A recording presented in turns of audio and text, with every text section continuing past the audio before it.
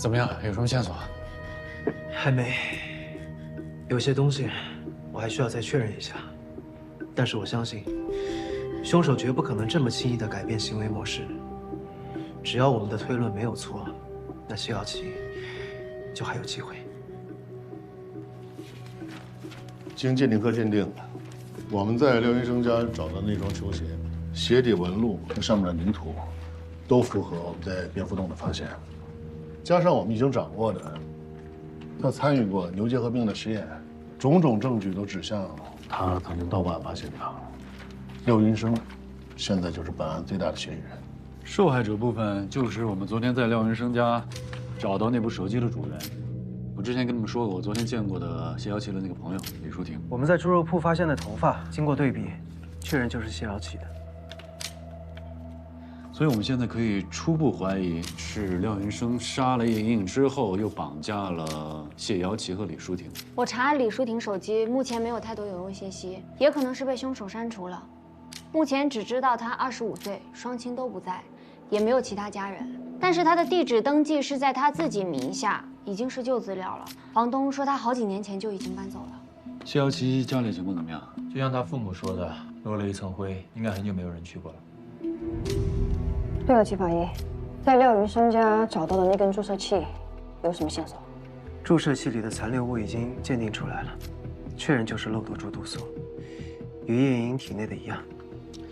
如果按照你之前那个台历推断，凶手在模仿蜘蛛杀人，他在杀完叶莹莹之后3天抓的谢瑶琪，那为什么这次他会提早抓了李淑婷？小苏，你马上申请给各单位发布对廖云生的协查通知。小西，你去查监控。老万，你去廖云生家附近走访一下。不对，我们去查漏斗处。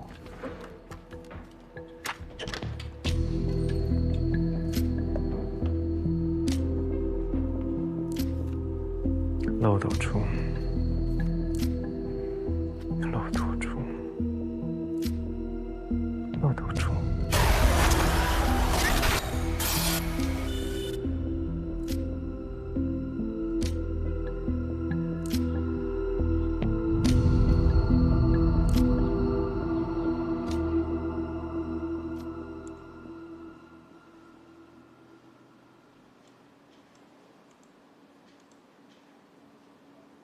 陈医生，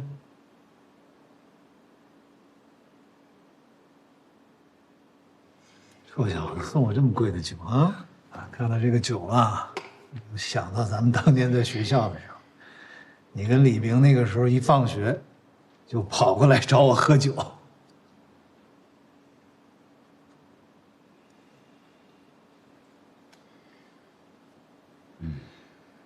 哎，怎么样？身体最近还好吧？我没事儿，放心，石刚。有什么事随时过来找我。我收费可是很贵的。我今天还真有事儿想要向你咨询。你说。是这样的，你知不知道有一种人，他们会幻想自己是某种动物，比如蜘蛛。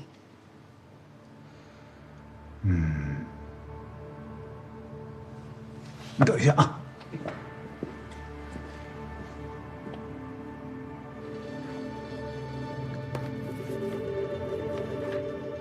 哎，这儿呢。你看这个，狼化妄想症，这属于是心理疾病的一种。病人在发病的时候呢，会把自己想象成狼，然后生活习惯呢也会跟狼一样。病人呢不仅仅会把自己想象成狼，还会想象成其他的动物，甚至是昆虫。所以你刚才说有人会把自己想象成蜘蛛，这个可能性还是很大的。石哥，那你知道这种症状的发病原因是什么吗？心理疾病的成因呢，它比较复杂，它不像身体疾病那样可以准确的去找到一个病灶点。但是心理疾病的症状基本上是基于病人这个大脑神经活动异常所导致，然后诱因呢，往往是因为什么心理创伤、原生家庭、过度用药，甚至是毒品。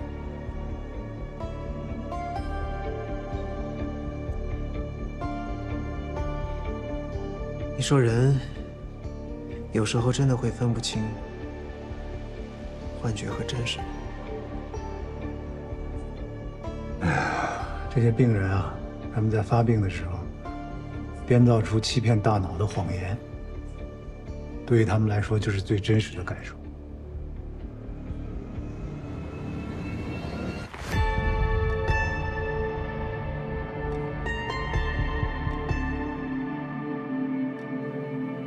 季主任，廖云生家大鹏找到的书籍资料都在这里了。蜘蛛交配时，雌蜘蛛有杀死雄蜘蛛的行为。漏斗蛛从交配到产卵，平均需要13天。13天。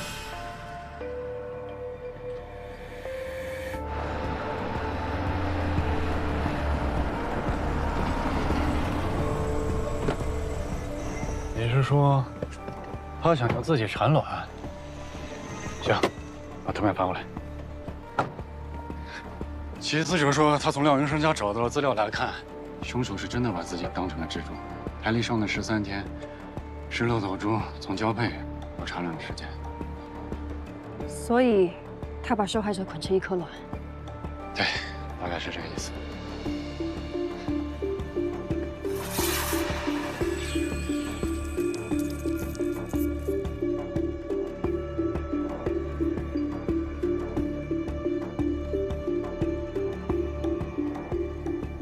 漏斗蛛毒性很强，肯定不敢卖，出了事儿算谁的？这儿附近卖蜘蛛的就你一家吗？对，方圆100里就我这家。这个人见过吗？他叫廖云生。没印象。有会员资料吗？我做传统经营，没有电脑，只登记让我送货的客人。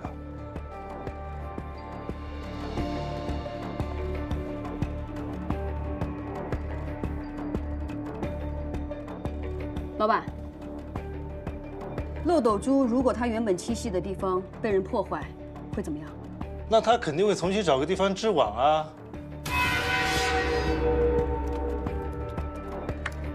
定居性，在固定的地点筑巢，巢穴提供食物、捕捉、庇护和繁殖，使它们不需要频繁迁移。领地意识，对巢穴周围的领地有很强的占有欲。一旦建立巢穴，会积极防御，保卫领地和资源。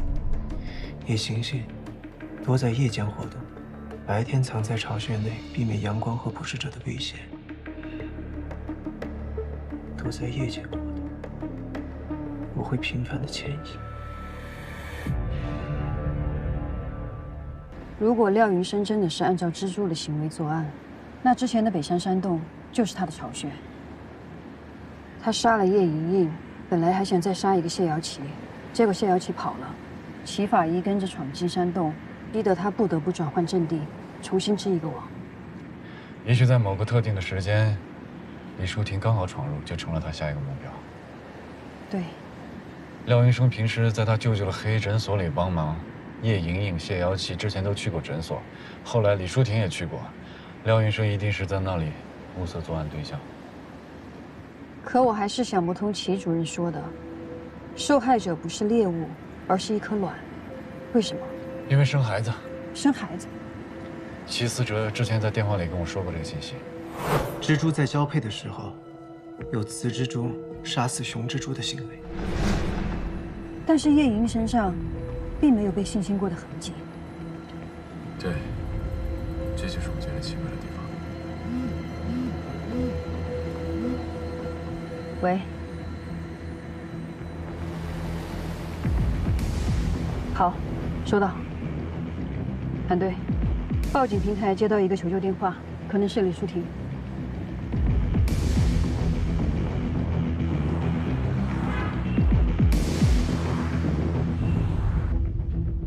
救救我！救救我！他说今天晚上上了机器之后就要杀我，这里根本好啊！那机器的声音。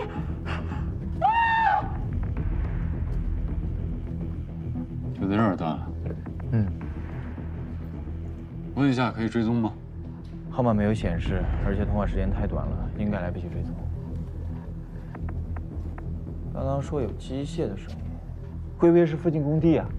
小西，可以排查吗？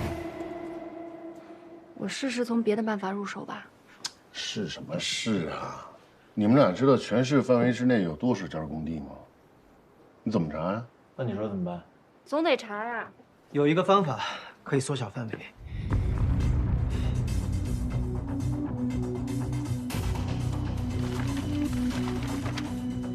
漏斗珠不迁徙，但是在栖息地被破坏的情况下，会寻找新的隐蔽处。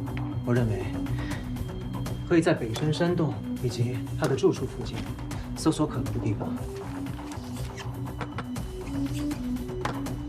他跑不了太远，他现在只是需要一个新的隐蔽、阴暗潮湿、人少活动且适合漏斗珠的新栖息地。我们得抓紧时间了。既然尸体是在北山山洞找到的，那我们就在山洞附近寻找一下，请各区域派出所支援，请他们在廖文生家附近找寻可疑的地方。我们分队行动。好。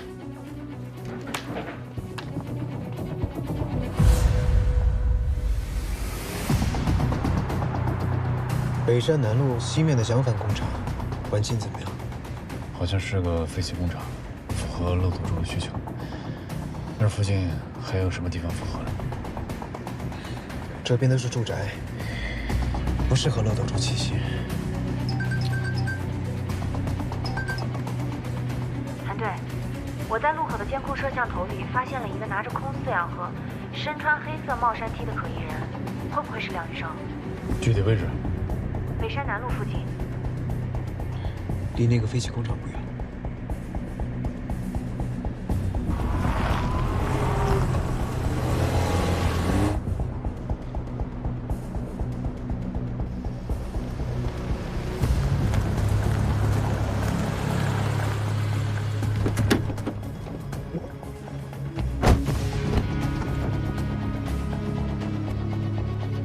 分头行动啊！行。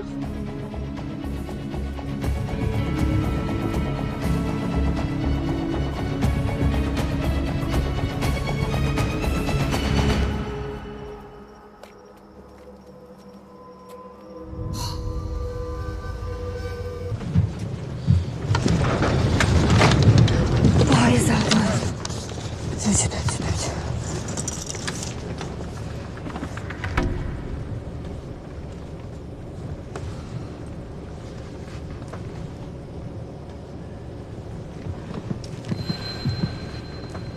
先生，飞机上不能用蓝牙耳机。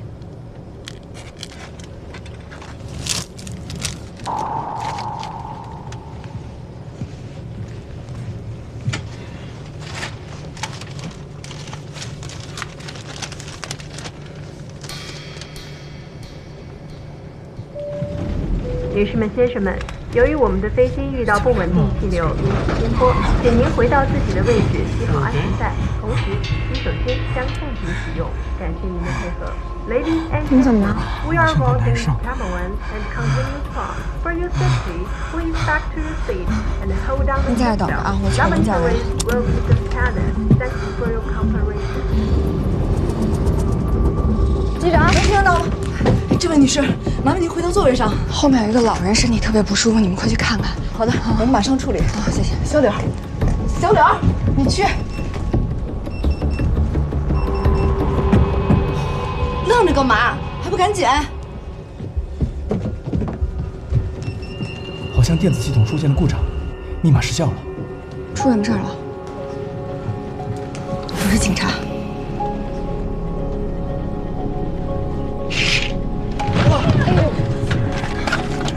这个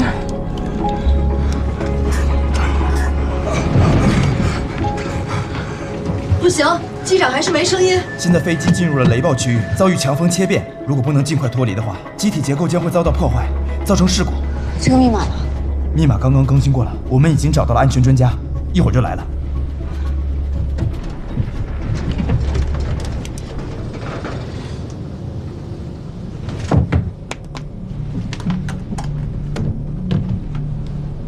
6位数密码，每个数位上都是从0到9，这10个数字其中的一个，将这10个数字按6位数排列，相当于10个6次方，也就是100万种组合。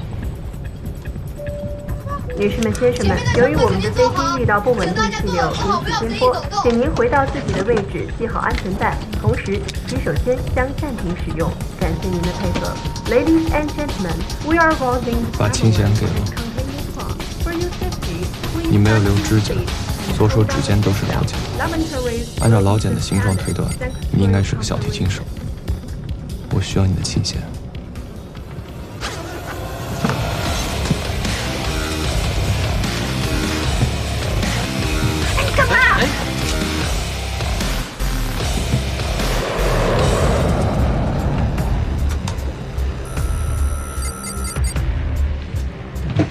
我劝你最好不要输入密码，如果不想坠机的话。快，赶紧输入密码，要不然来不及了。什么情况？电脑锁刚才处于断电状态，插上电脑以后帮它通了电。坏了，为了航空安全，电子锁在通电的状态下，操控机构就会起作用，里面的机械锁就会自动落锁。是我们把门给锁上了。 那还有没有别的办法可以打开啊？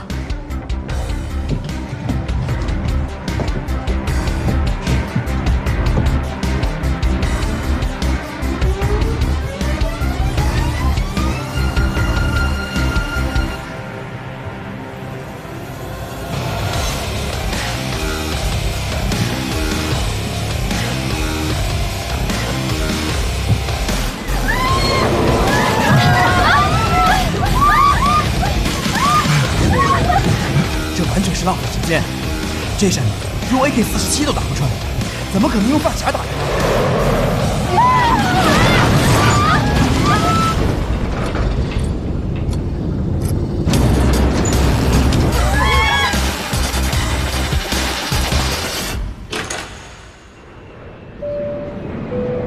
女士们、先生们，我们的飞机刚刚穿过了空中乱流空域，现在回到了平稳飞行高度，我们将继续我们的航程。 你还好吧？前往平江。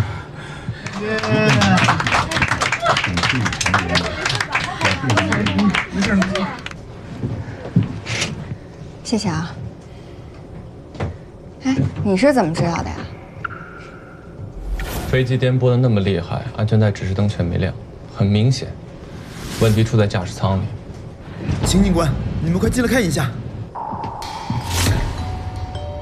我进来的时候，它就是这个样子了。 人还没死，问问飞机上没有医护人员。好。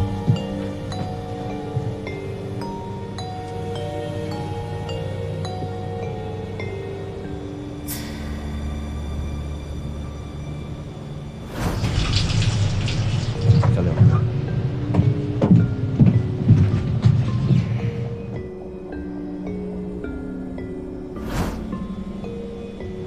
查一下那个叫小柳的乘务员。 你在咖啡里放了什么呀？我没有放什么，那只是高浓度的咖啡因。夺命咖啡吗？咖啡因含量是普通咖啡的80倍，达到致死量的1半。但凡是脏器弱的人，稍不留神就会有性命之危。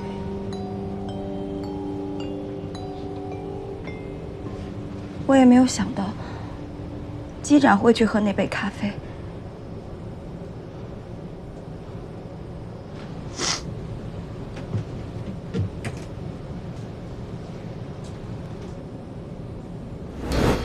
他不是目标。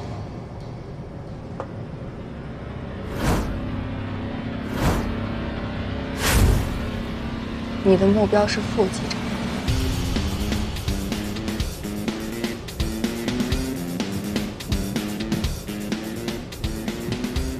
那场车祸跟你们俩有什么关系啊？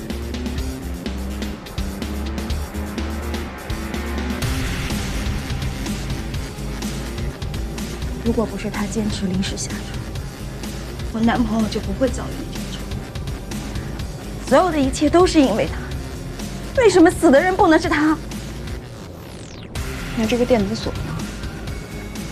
这个我不知道，我不可能去碰这个。秦警官，我们已经和地面联系过了，飞机落地之后，会有相关的警务人员来接管案件。谢谢您。对了，落地以后请人来检查一下那个密码锁吧，看是意外，还是有人蓄意破坏。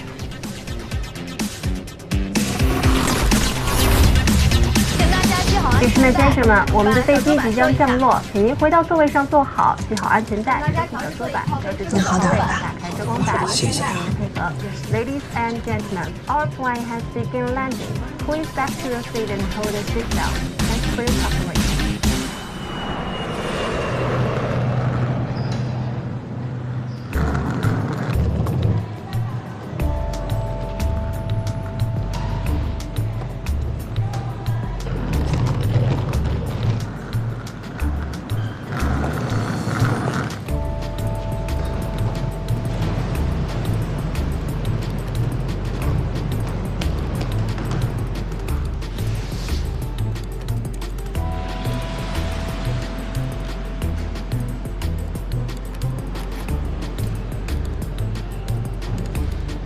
木夏，这是你让我帮你查的瑞士银行和伦敦爆炸案的资料。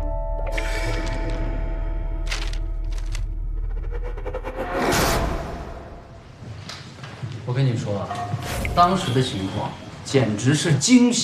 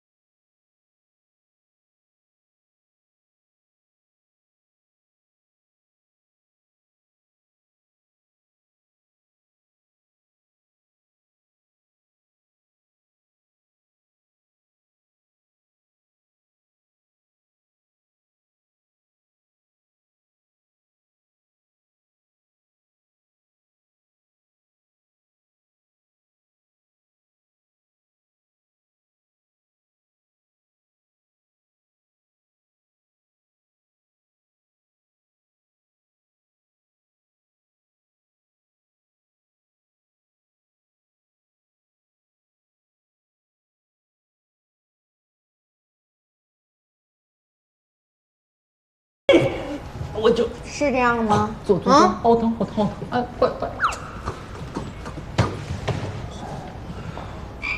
我谭大白话呀，谭大白，你可真能白话呀！当时要不是人家超哥在，剧中斗殴的早就被放走了。当时要不是有我吸引注意力，有超哥什么事儿啊？是，超哥人如其名，超级厉害。那我跟沈队建议一下，拿你去换超哥呀。那以后，新闻警报谁上？我呀。啊？你？那问题是，万一出警了，遇到了危险，谁来保护你呀？我呀。沈队，换衣服。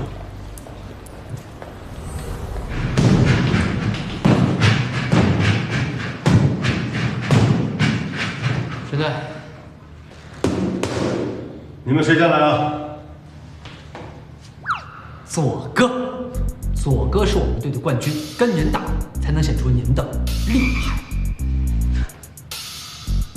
沈队，我来。加油！加油！沈队加油！犯罪分子可不会对你们客气的。身为警务人员，要有强健的体魄，才能更好的打击犯罪。是。叶精于勤，荒于嬉，要勤加练习，不能松懈。是。我打算拿阿佑去换超哥，你觉得怎么样？是。啊？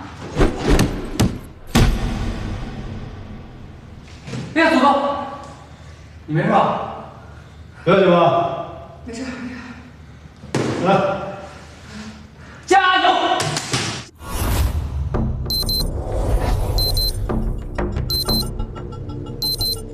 都2点了，也该出现了吧？别着急，早着呢。老杨说他们已经在这儿盯1天了，我有预感，他很快就会出现了。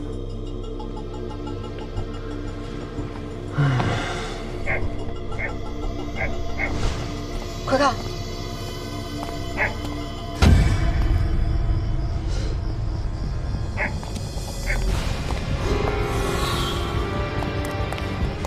怎么办？现在分2队，1队1个。是。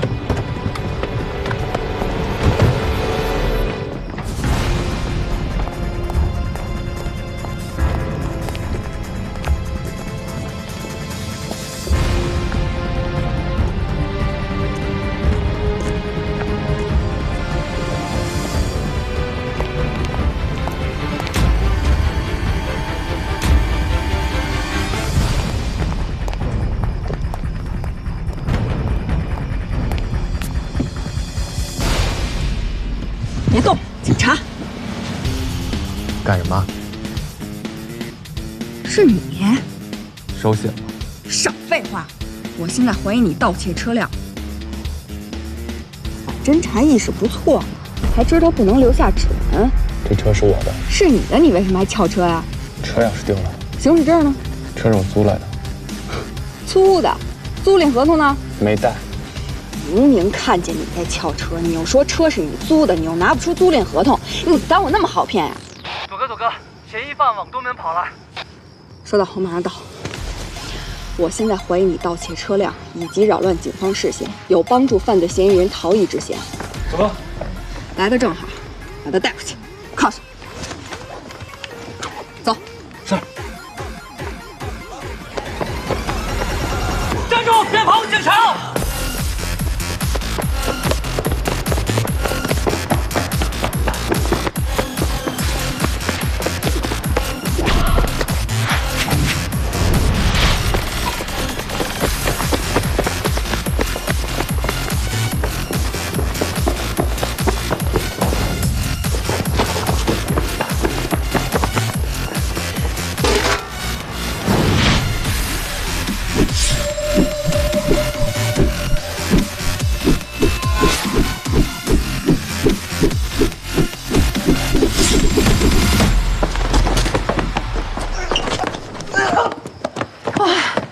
看见没？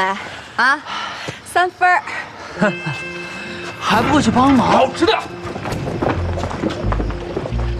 哦呦，王队，左儿，你这，那是你们省队教的吧？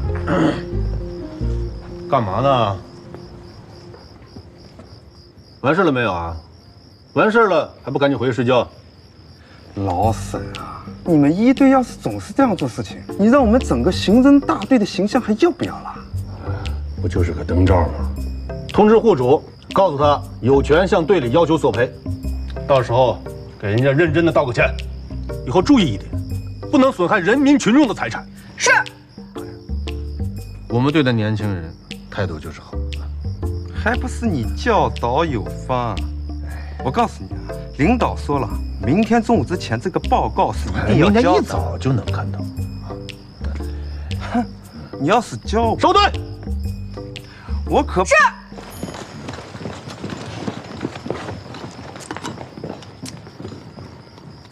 收队。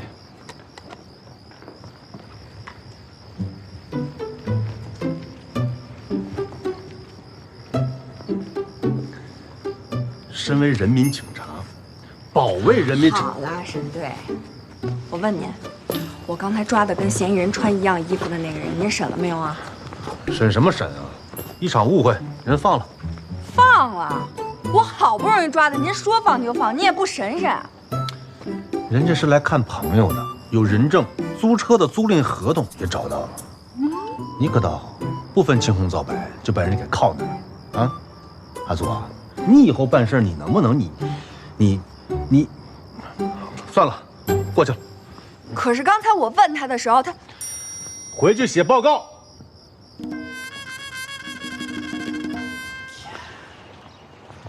别担心，如果屋主索要赔偿的话，那也是队里赔，咱们就是过来通知的。我烦的不是这事儿。昨天晚上那个乌龙事件，对不对？我总觉得那人没那么简单。你想多了，没人。哎，请问你们找谁啊？您是这家的主人吗？哦，不是，这是我叔叔家。你们是？警察。警察？叔叔就我一个亲人，虽然说平日里走动不多吧，但还经常联系的。但这几天我联系不上他，比较担心，所以过来看一下。哎，这边楼上就卧室。哎，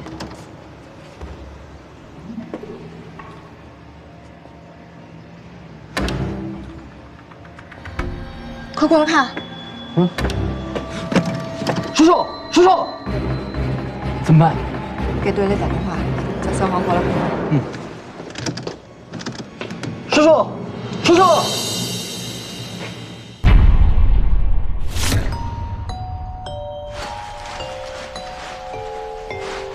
有什么发现？有一封遗书，目前只收集到一组指纹，应该是死者的。另外，现场门窗完好，没有外侵痕迹。这么说，应该是自杀呀？先别着急下结论，等法医来了再说吧。这个带回去做笔迹鉴定。是。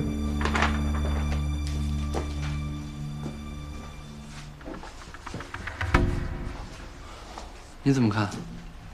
你真觉得这是自杀吗？这是基于目前现场的初步推断。动机呢？癌症。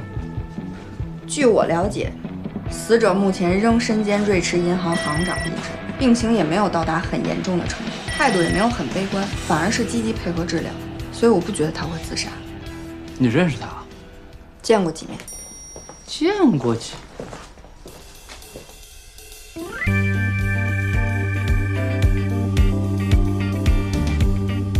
请问怎么称呼啊？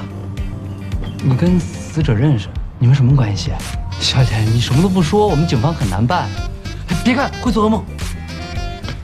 不好意思，邵科长，我来晚了。你是法医还是科长？尚科长是由省厅调来咱们队的。不可能吧？你好，我是秦佐曼。你好，尚薇薇。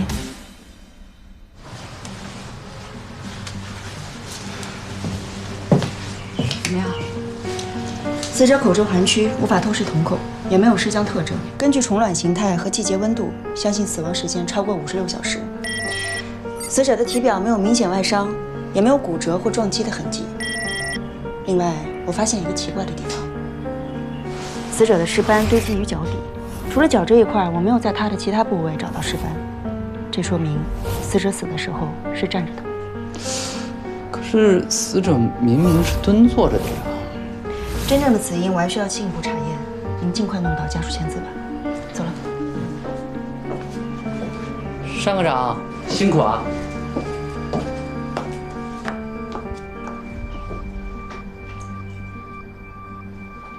哎，现在你怎么看？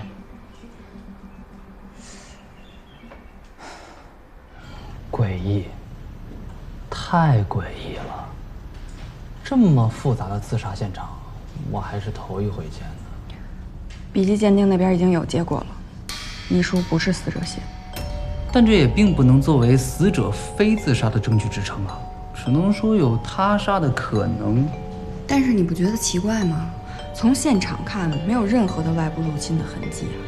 那有没有可能凶手是死者的熟人，所以可以平和地进入现场？但他又是怎么离开的呢？你看啊，房间所有的门窗，除了那道蒙白布的门之外，全部层内反锁。可是那道门也被白布紧紧地蒙上了，相当于上了锁。更何况死者用身体挡住了这道门，根本没法离开呀。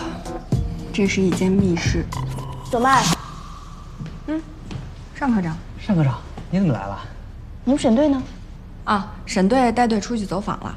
那你把报告给他吧。啊。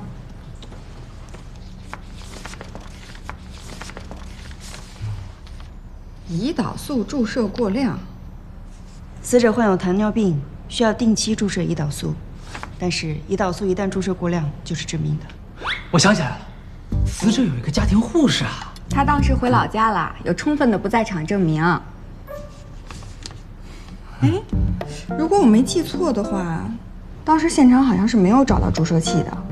我明白了，那就是说，是另外的人给死者注射了胰岛素，然后把注射器带走了。哈哈。但是，这好像确实没法解决凶手是怎么离开现场的这个问题，对吧？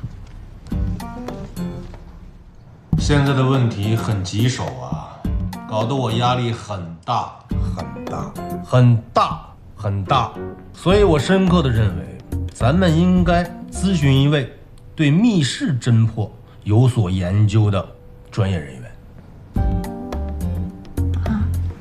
中午吃饭的时候，法医科的尚科长给我推荐了一个人，说是政法大学刑事侦查学专业最年轻的副教授，刑侦学博士，曾在英国留学，参与过很多省级刑侦学学科研究。刚回来，听说课上的不错，但是人不太好相处。要不这样，我把你俩也送到政法大学，你们也好好深造进修一下。等你们学成归来，再为队里提供帮助，好吗？从人类纯理性思维出发，在封闭空间中讨论个体只有两种可能：第一，死者自杀；第二，非谋杀性死亡。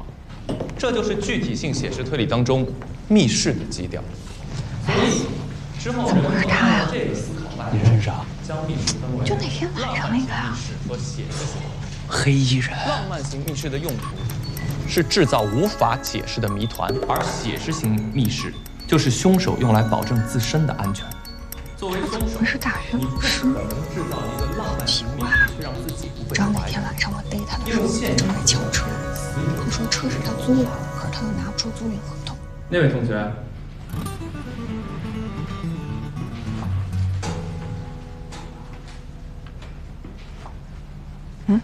别看别人就说你。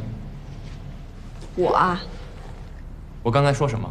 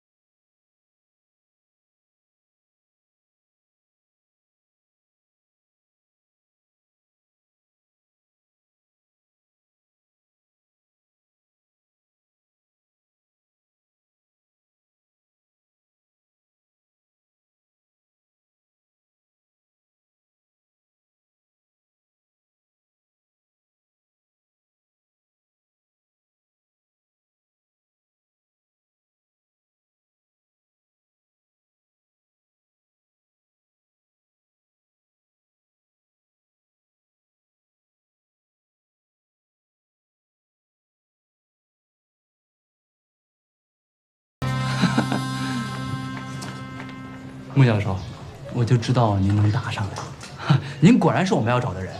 是这样，我们队昨天接了一个案子，跟密室有关，特别需要一位精通密室的专家来帮助我们。您能不能抽出一些宝贵的时间？没时间，我还有课。哎！啊，不好意思，耽误不了您多长时间，您就跟我们去现场看一眼，指导指导，我们学习学习。刚才听课了吗？听了，受益匪浅。那就够了，理论指导实践。不是，您这么有才华又有能力，跟我们去现场。只有能力不足的人，才会把时间浪费在揣摩别人身上。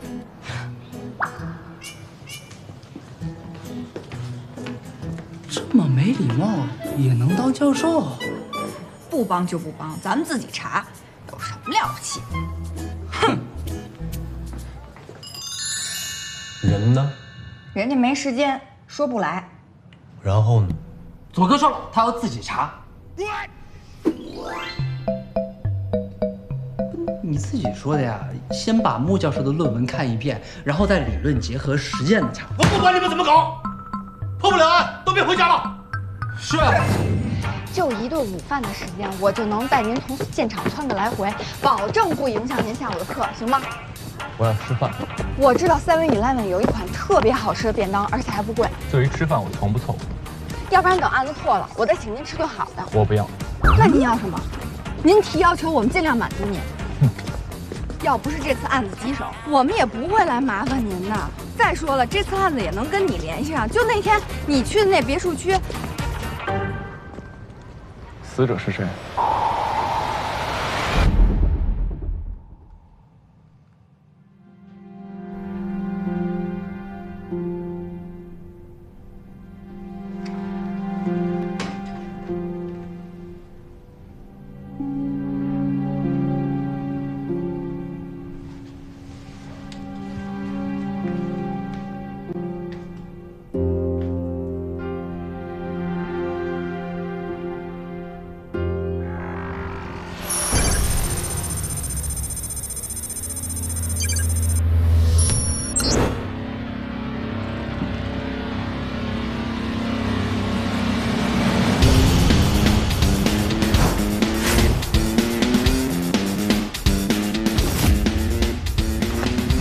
您看一下，我们这儿呢一共有5种尺寸的保险箱，而且保险箱的材质都是军方标志，不管是您的物品还是客户信息，都不会从我们这里泄露半分。每次开箱，指纹、密码、身份证明3者缺一不可。而且你们一定要把事情处理好。好的，领导，我们知道该怎么做。要认真。请问您还有什么问题？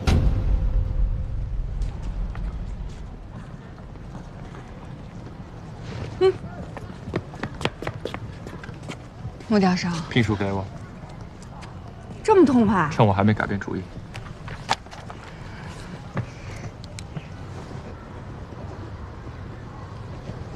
上午有课，下午来接我。下午2点，我在学校门口等你。在整个走访过程中，我们发现死者其实是一个并不爱与人交流的人，所以没有人会去刻意注意他。有个孩子说自己到院子里捡球的时候，看到一个人站在门边，但无法确定这个人是不是死者。另外，在白布上我们找到了属于死者的皮屑和 DNA， 而贴着白布的双面胶上并未找到指纹。你别念了，都不知道他听没听。我也不想念呀，这不是没办法吗？反正也快念完了，能听多少算多少。茶几和沙发上也没有找到任何指纹，包括死者的，相信是凶手刻意抹去了。目前确定凶器就是注射器，我们的同事已经去找了，但是公证。怎么了？是不是有什么线索了？没有啊。没有吗？您不是专家吗？专家都是你们说的。哎，你这个人，我就说了。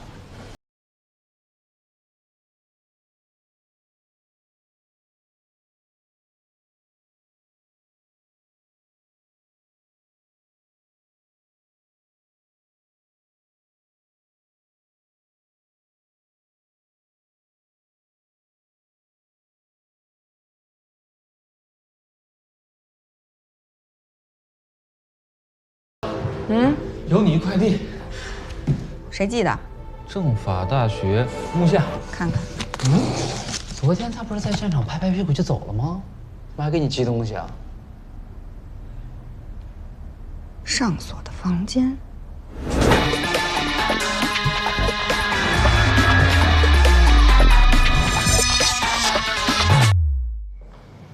这是模仿作案对吧？小说的第一章故事《站立的男人》说的是失踪数天的殡仪馆社长被发现死在家中，现场的布置跟咱们的案子是一样的。先将尸体立在门后，用茶几抵住，门和尸体还有一定的距离，足够让他通过。等到48小时以后，尸僵状态完全解除，最后呈现的就是坐姿状态。门上挂着的白幕布是丝质的，可以辅助顺滑，让尸体更加顺利的坐姿。密室之所以为密室，很多时候是需要旁观者去见证的。我们已经锁定了嫌疑人，死者的侄子蒋文，但是他有充分的不在场证明，我们也只能把人放了。在案件进入到死胡同的时候，是尚科长提供了新方向。死者患有糖尿病，需要定期的注射胰岛素，但是胰岛素一旦注射过量就是致命的。所以我们也调整了侦查方向，找到了死者的家庭护士魏小杰，只有他了解死者的病情，可以接触到药物，完成谋杀。很好。哎，穆教授，你别光很好啊，你倒是把话说清楚了。我已经破解了密室，捉拿凶手是你们警察的事儿，跟我没关系。但是现在问题又出现了，在布置仪式的时间内，他确实有不在场的证明。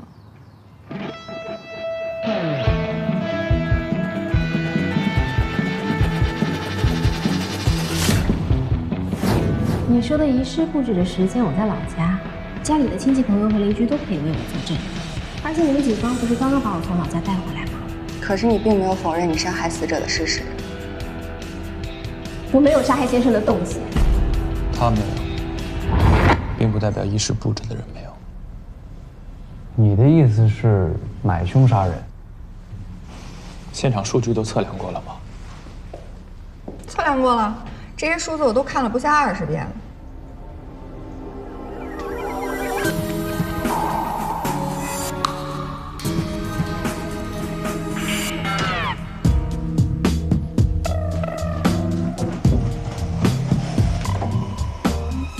死者与门之间仅有25厘米，这个距离对于一个体型标准的人来说是出不去的。但如果这个人是身形羸弱的人的话，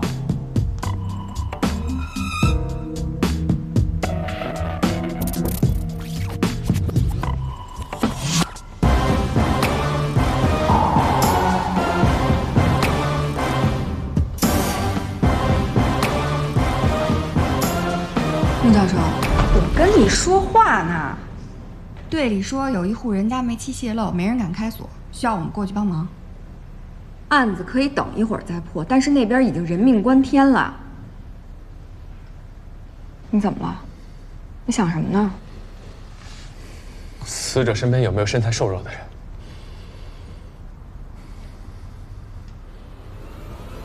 我马上去查。他是谁啊？范一鸣是死者的私生子，知道两人关系的不多。我找他了解过，他在案发时正好有充分的不在场证明，所以排除了。带他回来再问一次。就算我在现场出现过，你也没有证据证明我杀过人。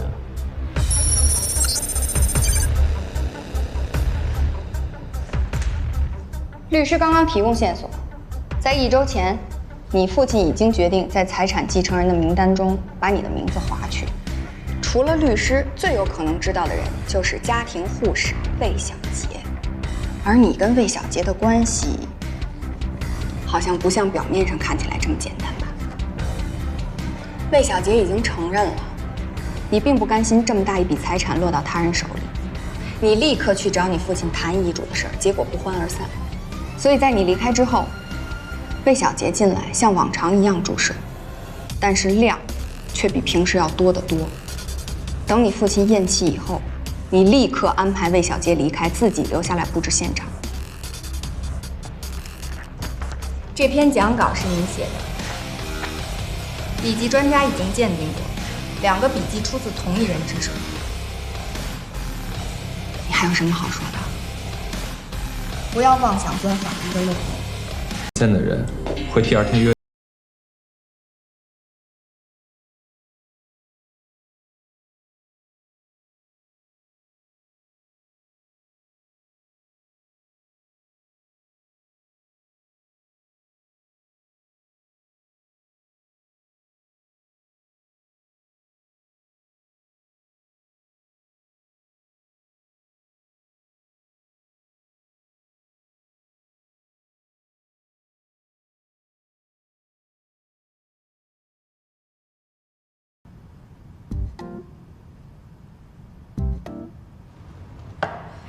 他怎么在这儿啊？我给大家介绍一下啊，省公安厅派遣穆教授担任我局常年刑侦顾问，正好范一鸣的案子你们也认识了，今后穆教授就到你们组协助调查。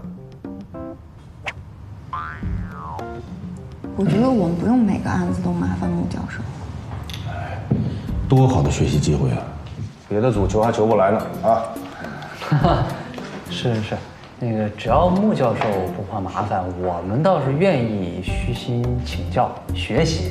但是穆教授没有一线经验，这要万一出点什么安全问题的话，这责任算谁的呀？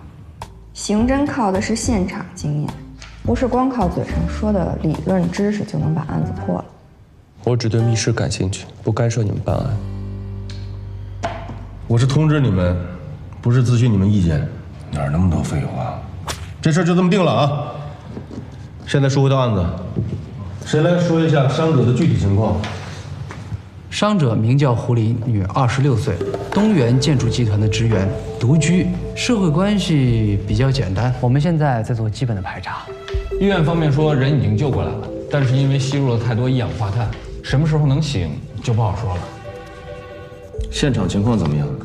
我们在胡林家发现了一瓶安眠药，怀疑是凶手给胡林服下安眠药之后，打开了燃气阀，希望胡林在睡眠中慢慢死亡。不可能。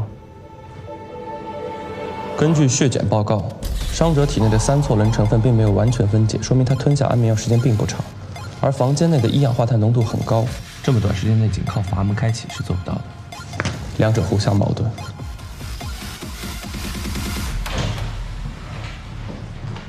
报告，监控录像有发现。停。是他？你见过啊？这个人叫许志，是胡林的前男友，2个人在3个月前分手了。许志，希望你实话实说，好好配合我们警方的工作。我是去找他了，但是他没在家呀。你撒谎，他一直都在家，就没出去过。不可能，我敲了半天没人开门，我然后我就走了。之后呢？之后去哪儿了？你的不在场证明根本不存在。我有不在场证明。说。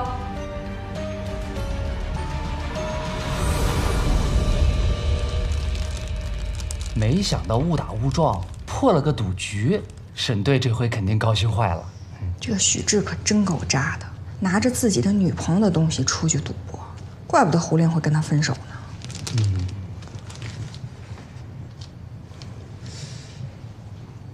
左哥，那姓穆的到底跟你说什么了？怎么让许志一下就招了呢？想知道吗？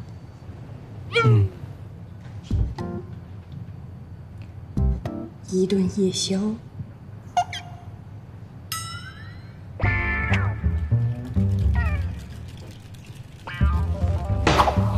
行。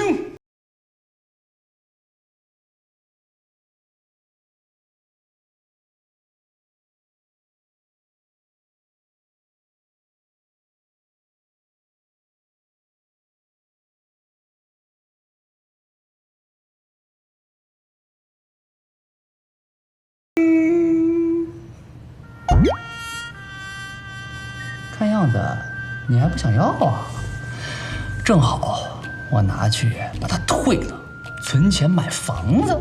你省这几块你也没住起首付，还不如花了省心。你这么说就不对了。正所谓千里之行，始于足下。这点钱虽然买不起豪宅，但是过小日子还是可以的。你说什么？千里之行啊。然后呢？始于足下。再然后呢？这点钱买不起豪宅，怎么了？对啊，那串钻石项链价值几十万，根本就不是一个公司里面普通员工能买得起的。冯总，照片上的这个钻石项链，您认识吧？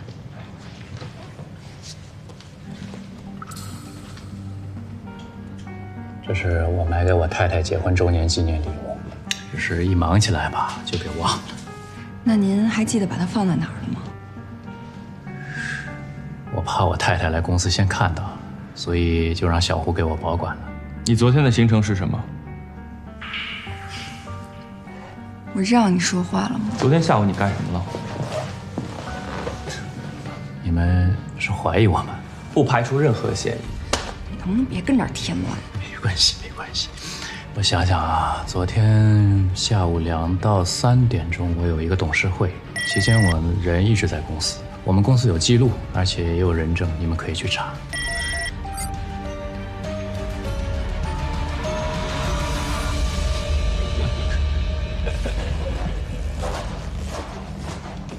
好的，我们会尽快核实的，谢谢。请问你对胡林的个人状况了解吗？他特不合群，团建活动从来不参加。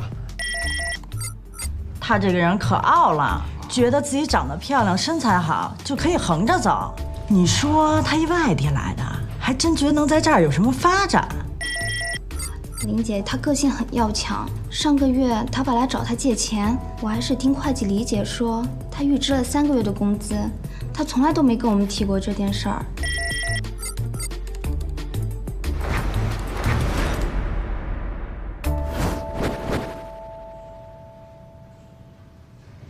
穆先生，你不是说不干涉本案吗？不会这么快就忘了吧？我不相信他。不相信？不相信什么呀？他的不在场证明啊？冯东把结婚纪念日的礼物交给胡林保管，不奇怪吗？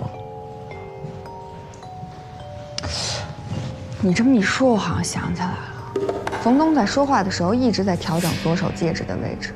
人在撒谎或者想掩饰什么时候，就会下意识地做些动作，来缓解情绪。他到底想隐瞒什么呀？胡林要预支工资，作为上级的冯东不可能不知道，但他却装作对这件事情一无所知，一定是在掩盖什么。你是怀疑那串项链是冯东送给胡林的？冯东婚内出轨啊？我已经查证过了，即使冯东有作案的嫌疑，但是也没有足够的作案时间。2点到3点之间，他确实在公司参加董事会，并且有会议录像。那胡林的父亲是什么情况啊？胡国庆49岁，胡林15岁那年，他有了外遇，留下一张字条之后就消失了，直到前一段时间突然出现。还有一条更重要的线索，10多年前他给全家人买了意外保险，受益人留的都是他自己的名字，这当爹的绝了。知道为什么请你来吗？哎呀，检察总长，看你这话问的，我怎么知道我为什么来啊？我这儿有一份保单附件，内容呢是如果被保险人在保险有效期内因遭受非本意的、外来的、突发的意外事故，致使身体蒙受伤害而残废甚至死亡，保险公司将按照保险合同的规定给付保险金。受益人是你，被保险人是谁，就不用我多说了吧。检察总长，你刚才说那么多，什么意思啊？难道是小林他出什么事儿了？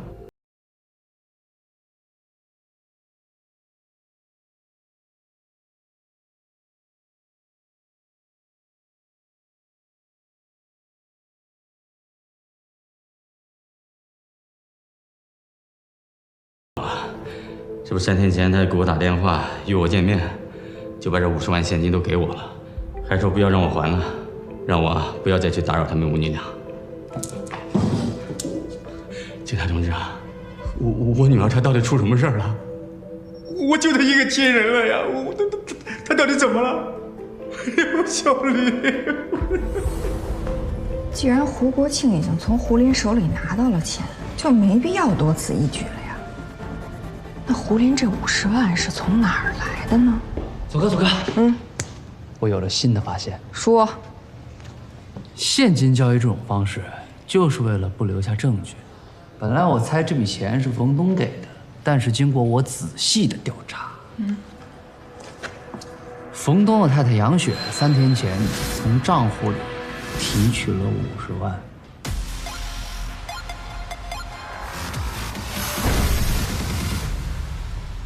那50万是我给他的，怎么了？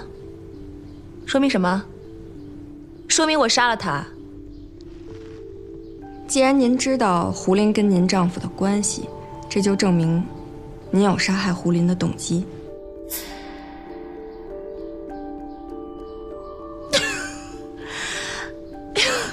哎，小姑娘，帮帮忙，你不要搞笑好吧？我杀他。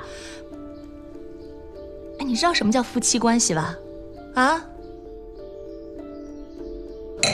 夫妻关系就是说，从结婚那天开始，所有的财产和收入都是归夫妻双方均等的。只要有这层关系在，这个家一半都是我的。冯东想要跟我离婚，分一半的家给我，你觉得他舍得啊？是那种小妖精，冯东玩腻了嘛，一脚就踹了呀。我杀他干嘛？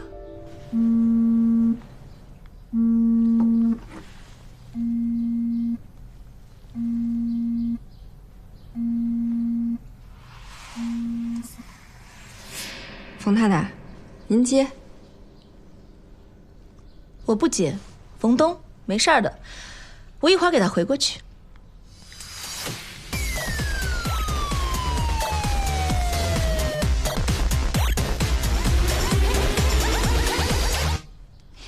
说到哪里啊？哦，对，那种小妖精缠着冯东是为了什么？为了钱呀！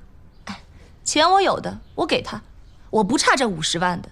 哼，跟那种小妖精过不去，我脑子瓦特啦。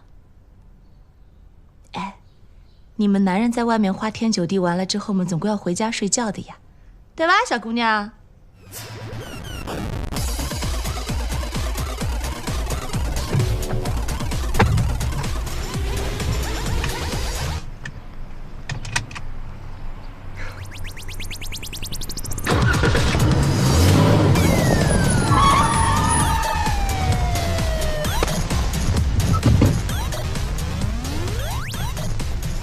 你说的，我不过问你们的探案过程。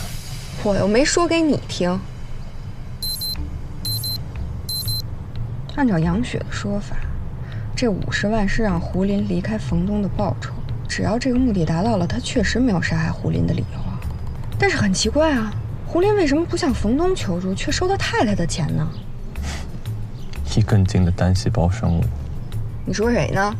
胡林不想让冯东认为自己是因为钱才接近他，杨雪正是利用这一点，才跟胡林达成了共识。你的钱包。哦呦，你女朋友啊？怪不得这么了解女人。跟你没关系。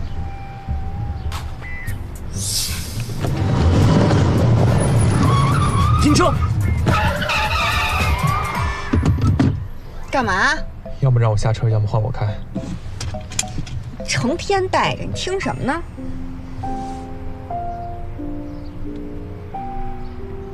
肖邦的第2降 E 大调夜曲。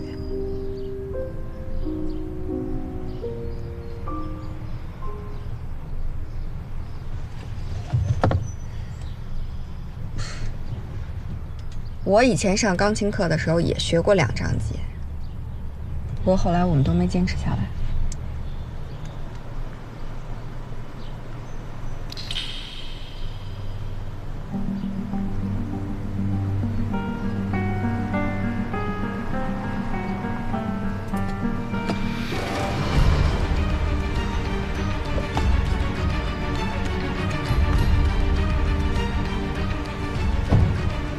刚才有人给杨雪打电话，他特意没接，是用短信回复的，十有八九就是告诉这个人有警察在，让他等会儿再过来。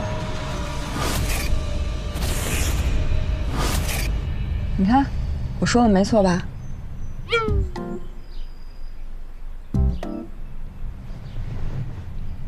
二位放心，我们事务所最擅长处理的就是离婚纠纷这种案子。不用担心，我见得多了。二位是财产分割的问题，还是子女抚养权的问题？我是没关系，不用避讳谈这个。有分歧，大家可以坐下来好好聊嘛。离了婚一样可以成为好朋友，买卖不成仁义在。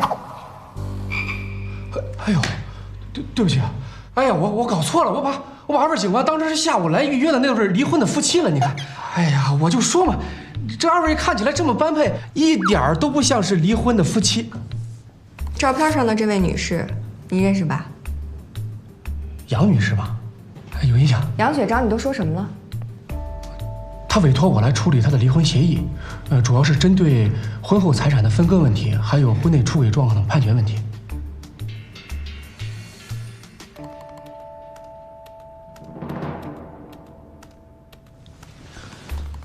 问他第一次杨雪找他什么时候？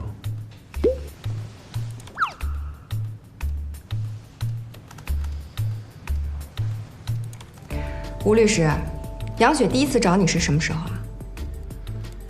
啊？我看一下啊。不是，3个月前。我这儿有记录，您二位看一下。我查到，胡林在3个月前还没有进到东源集团。那杨雪是怎么确定冯东一定会婚内出轨呢？都是杨雪安排的。你俩还有默契啊？谁跟他有默契？魏教授，你怎么看？只要杨雪掌握了冯东婚内出轨的证据，就可以在离婚判决中占据主动，甚至可以让冯东净身出户。那有没有可能是胡林想假戏真做，而杨雪恼羞成怒杀人呢？不会，杨雪早就想跟冯东离婚了。她这么做就是为了分得更多的财产。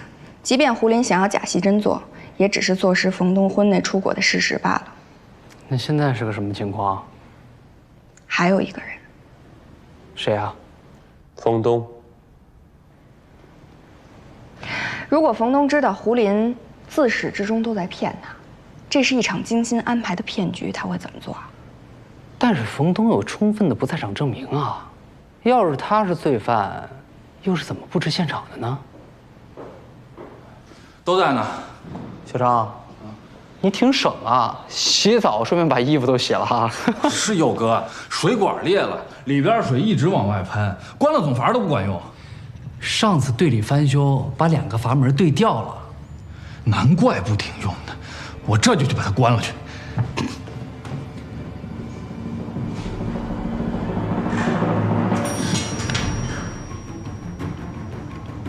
怎么了，穆教授？耳朵不好就不要总戴着耳机。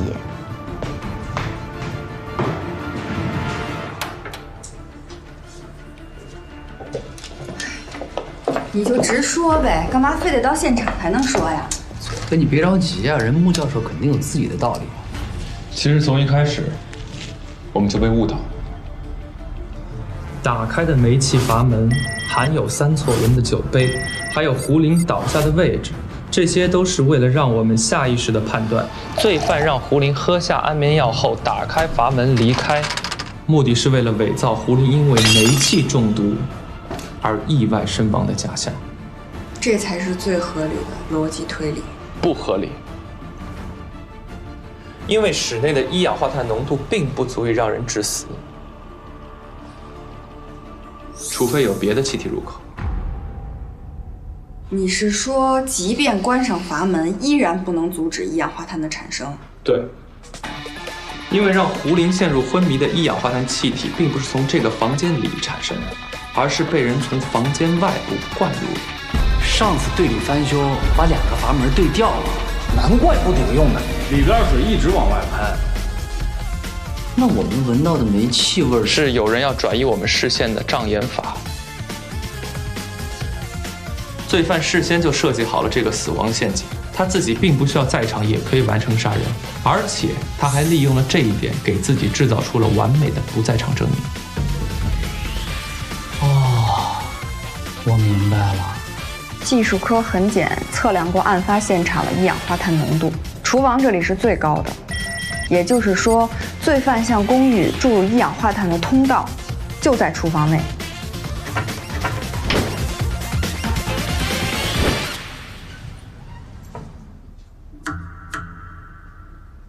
空的，能不能找到一间结构跟这儿一样的房间？没问题。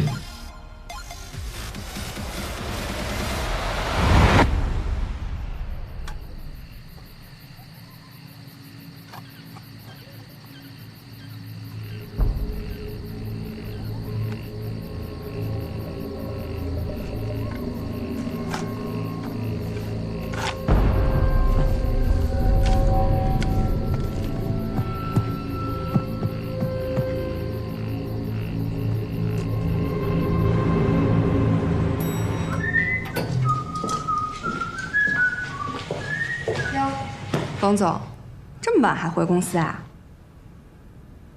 新警官这么晚不休息，又是为了小胡的事儿吧？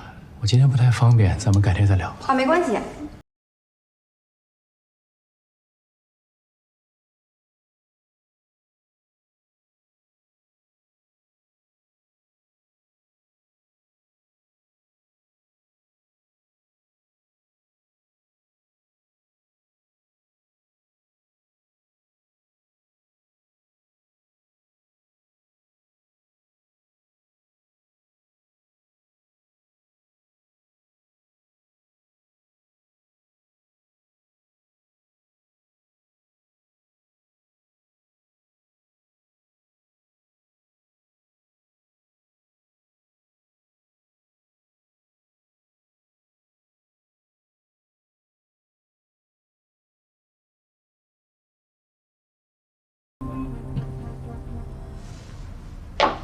你们什么意思啊？耍我？当然不是，穆教授刚刚只是做了一个实验，看看是否真的能把一氧化碳传输上来。让胡林昏迷的一氧化碳并不是在这个房间里产生的，而是有人通过了某种手法将它注入到房间里的。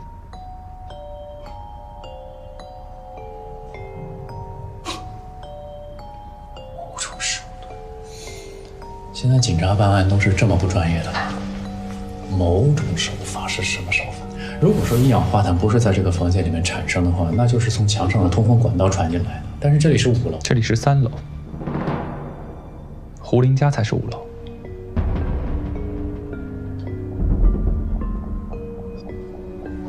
冯总，您不是没来过这儿，连我们都得仔细的找才能找到隐蔽的通风口，您怎么一下就说出来了？我本来就是搞建筑出身的，对于房屋结构呢比较敏感。如果你们没什么事的话，我就先走了，我还有个会。别着急啊，冯先生，不会耽误你很久，我马上说完。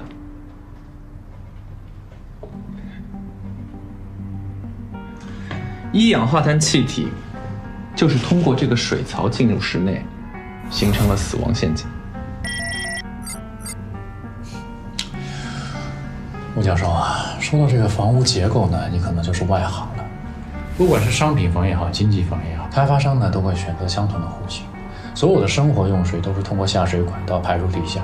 而这一带呢，正好是棚户改造房，所有暴露在墙体外面的下水管道都会被封起来，你想要接触到管道就是不可能的事情。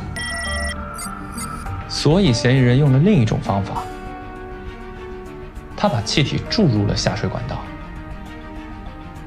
听起来稍微有点困难，但如果对于一个熟悉这栋楼内部建造的人来说，并不算十分复杂。你看，这个井盖连通着整栋公寓的下水管道，嫌疑人只需要将下水管道撬起，把气体注入到下水管道，那么密度较小的一氧化碳自然会顺着管道从1楼传输到5楼。只要有人事先安排好这一切，即使不在现场，也可以完成密室杀人。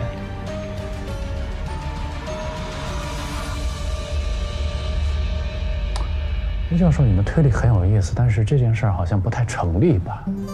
这栋楼所有的下水管道应该都是并联到那根主管道上的。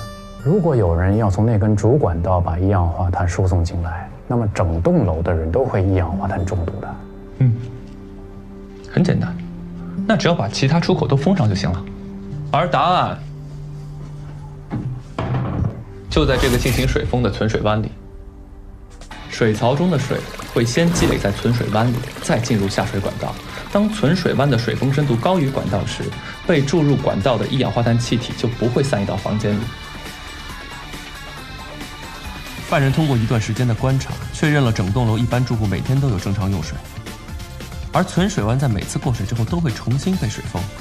也就是说，只要存水湾有足够的水封深度，气体就不会进入房间。犯人就利用这一点打开了胡林家的存水湾，把水清空。有什么新发现？灰。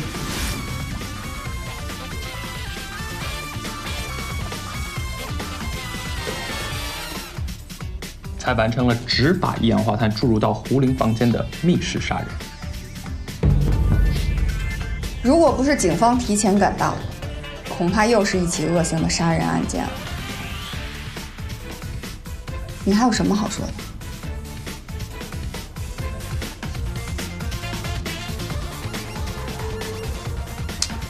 好，即便你们所说的这种方法成立，证据呢？你有什么证据证明是我干的？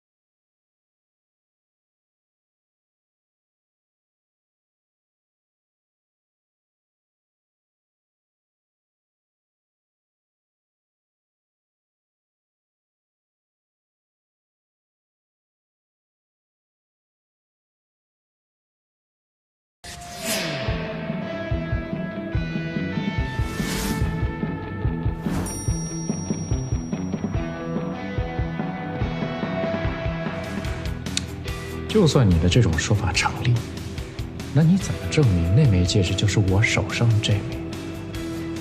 那还不简单，只要对比你的戒指跟井盖上的微生物生长指标，不就行了？我又去帮那个人了。我言归正传，冯总，当你得知胡林是你太太派来勾引你的人，为的就是制造你在婚内出轨的证据，于是你就开始设计这个看似天衣无缝的杀人轨迹。我想其他的作案工具你都已经处理了，但你偏偏忽略了你手上的这枚戒指。我问过你太太，这个戒指是你们结婚的时候特别定制的，其他的戒指根本无法在井盖上造成相同的压痕。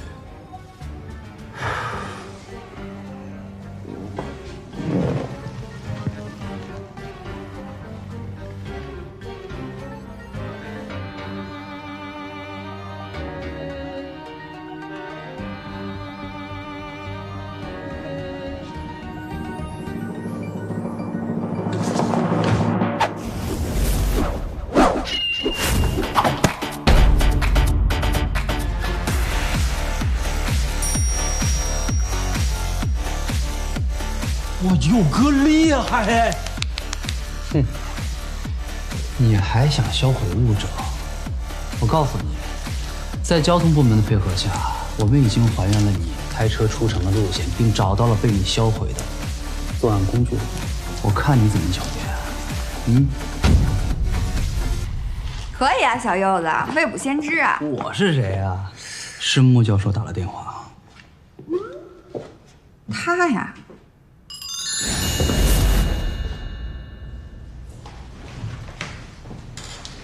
大家先暂停一下。陈队，陈队，秦佐曼，这次任务完成的非常的好，值得嘉奖。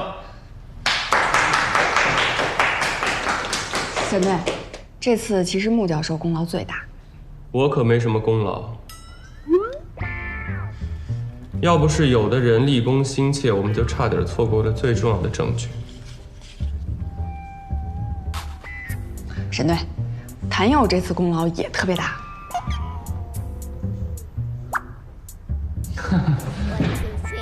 左哥，你还能表扬我，我真的是万分荣幸，受宠若惊啊！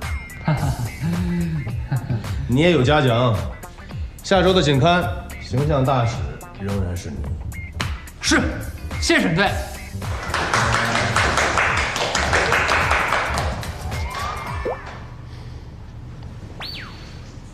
穆教授，案子都破了，还想什么呢？如果作案工具不是那枚戒指，如果不是我们正好出现在那个地方，这应该算是一起天衣无缝的案子了。不可能，没有什么犯罪是天衣无缝的。不过冯东用跟妻子的结婚戒指来谋害自己的情人，这也是挺讽刺的哈。我问过那个吴律师，因为冯东单方面的反对，他们的离婚诉讼议程无限延期。所以你是想说，冯东只是为了除掉胡林这个不稳定因素，继续跟杨雪生活在一起吗？他明知道这一切是杨雪安排的，他为什么还要选择跟这个女人共同生活呀？这就是婚姻契约的本质，共同经济基础上缔结的契约关系。你这是什么歪理呀？家庭与私有制和国家的起源，弗里德里希·恩格斯著。没有必要给婚姻关系附加太多的情感期许，人本身就是自私的，任何形式的关系都不能掩盖这层事实。他这样的人怎么可能有女朋友呢？他有女朋友啊？我性格这么好，这么体贴，都没女朋友，他这么怪，还有女朋友？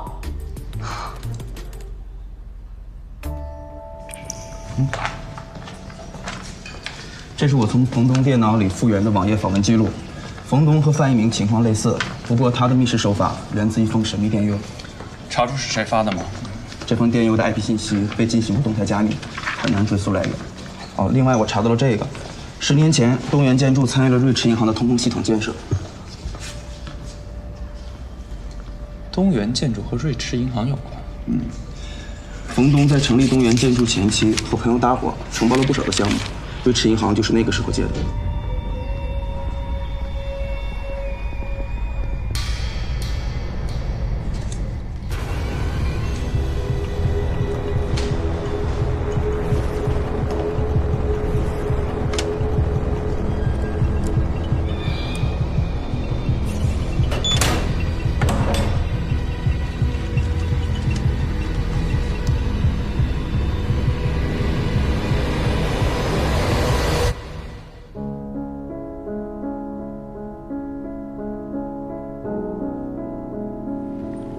你怎么了？发生什么事儿了？